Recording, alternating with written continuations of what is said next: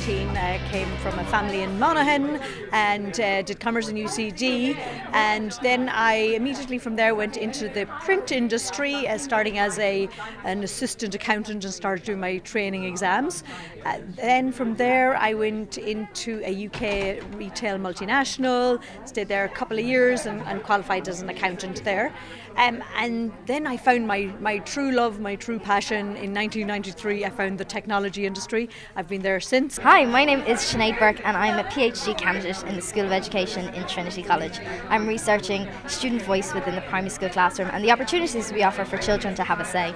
But prior to that, I'm a trained primary school teacher and I have a master's in broadcast production for TV and radio. So I guess you could say the theme of voice permeates through all of my career journey and experience. I think it's really important. Simultaneously to that, I have a website called Mini Melange where I have long form interviews with extraordinary women, which is free of sensationalism, and I don't ask them how they manage a work-life balance. It's great. I'm Hilary O'Mara. I'm a managing director here in Accenture in Ireland. I work in IT. I work with large organisations in Ireland, predominantly the banks currently, helping those organisations to use technology, to use digital technology. Why did I get into technology? To be honest, I was lucky.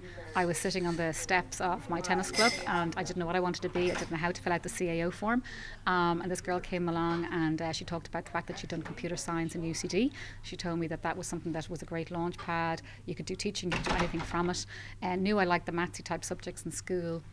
So I went with that, loved it. And ended up joining Accenture, and I've been there ever since. I am the Women in Leadership Coordinator with the National Women's Council. So basically I look to encourage women of all ages, including young women, into politics and leadership roles and to recognise their own leadership capacity in their everyday lives. I worked in the Shannon for a little while, but there wasn't enough happening in there for me.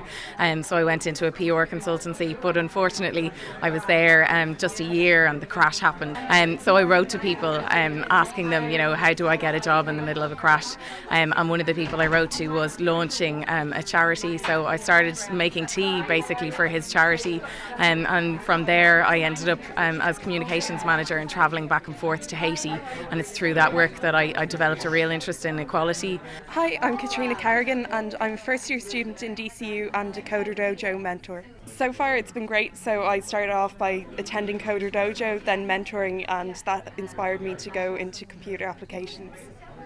So I'm now the Executive Director at Blackstone Launchpad in NUIG. So it's a new entrepreneurship program where we help young people who have ideas to start a business or gain knowledge and experience in the field.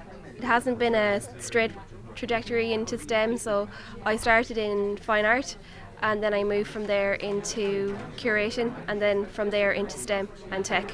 Well, I started coding in Coder Dojo at age 9 in Coder Dojo DCU, and then I began mentoring in Coder Dojo girls a year later, and since then I've made loads of apps and websites and games in Coder Dojo, and I've entered the Coolest Project Awards, which is a big competition that's hosted by Coder Dojo where loads of young people come together and present their ideas to each other and their projects.